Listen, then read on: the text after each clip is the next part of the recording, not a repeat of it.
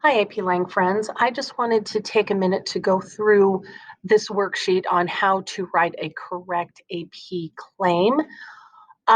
If you talk to teachers, there's actually a little bit of debate. Should you follow a formula like I'm going to give you, or should you write a claim that is more free and open and creative? Okay, here's the reality, my friends.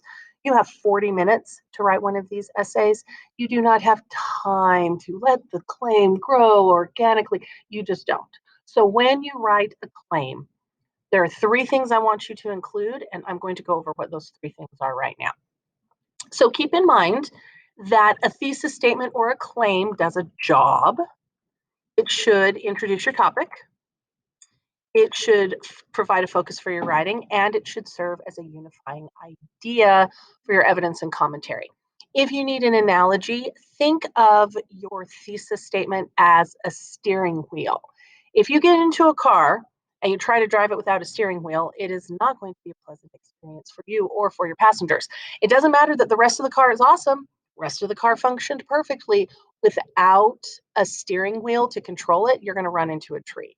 So without a strong claim to control your essay, even if you have good evidence, even if you've got other stuff that work well, it is not going to work as a claim. So let's take a look at an example from the Kennedy essay. This was not written by any of you. This is from a sample essay that was released by the AP board that we will actually take a look at later. But let's just take a look at the claim. There are three things in this claim that you need to include in yours as well. So here's our claim. Kennedy employs a disapproving tone and strong diction in order to clearly achieve his goal in making the steel companies reverse the increase. This is a pretty solid claim. Now, the rest of the essay, but the claim is good.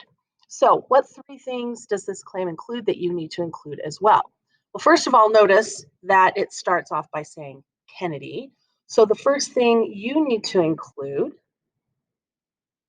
is the author or the speaker. So, if you are looking at a speech, who gave the speech? If you're looking at a essay, who wrote the essay, you need to include the author and speaker. And yes, I know it seems obvious because, hey, the people who are grading your essay have read the text too, but you still need to state it specifically.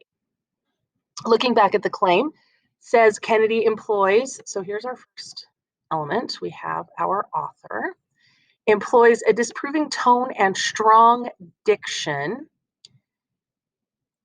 is our second part. These are the strategies the author is going to discuss. We talked about those implicit tasks in part of a prompt. This is one of those implicit tasks. You need to state what strategies you're talking about. They chose two. I think two is great. I would rather see two well-developed strategies with really good, strong supporting paragraphs than three or four that are poorly developed. And finally, in order to achieve his goal, to clearly achieve his goal in making the steel companies reverse their increase. In other words, you need to answer the prompt. The prompt in this case wanted to know what strategies Kennedy used to achieve his purpose. Here's another implicit task. You need to state what that purpose is. So they have identified his purpose, that he wants the steel companies to reverse the increase. I think that's a great way to state what his purpose is. Also notice that it includes this word clearly. So they're making a judgment on if he was able to achieve his purpose or not. That's actually really, really helpful because then you have something you can prove. Yes, he clearly did this, and let me show to you how his diction helped him to clearly do this. So three things you need to include: the author or the speaker, the strategies, and the answer to the prompt. Do they need to go in a specific order? No, they do not. Some make more sense. For example, you would not want to put one of the strategies at the beginning and one of the strategies at the end because that doesn't make any sense. So let's talk about the down letter. If you'll recall, the prompt for the down letter wanted you to analyze the strategies he used to convince his wife to come to the United States. So let's provide the 3 parts, and then we'll turn it into a claim. So who's our speaker or our author? John Downe. What strategies did he use? We talked about a lot of different strategies. I am going to go with the 2 that I think I have the most examples of. You may find one example of a thing, cool. One example of a thing is not going to give you enough to talk about. So I'm going to talk about the compare and contrast between England and US and his love of his family, because he talks about mostly compare and contrast, but he talks about how much he loves his family as well. And then this prompt gave us what his purpose was. It was to convince his wife to move. So I'm going to use one of those judgment words and say he successfully convinces his wife to immigrate. And if you're saying to yourself, hey, now, Miss Stone, we don't know that it was successful. We don't know that she got on a ship and brought the kids and came to the United States. And you're right, we don't. All we have is the letter itself. And if I'm just looking at the letter itself as an example of rhetoric, then yes, I would say this is a successful letter. If I were his wife, I would find his reasons very, very compelling. So now I'm going to turn this into a claim. In our example, they started with the author. I'm actually going to start with my strategies, just to show you there are different ways you can structure these sentences. So I'm going to say, by comparing and contrasting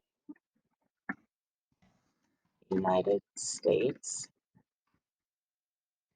with England, and by reminding his wife how much he loves his family, Downe successfully convinces his wife to immigrate to the United States.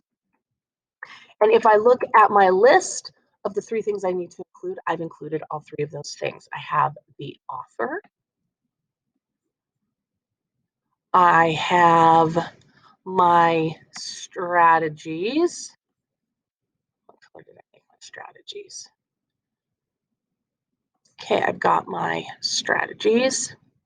I've got the answer to the prompt, which they kindly gave to us this time around, that he convinces his wife to immigrate to the United States.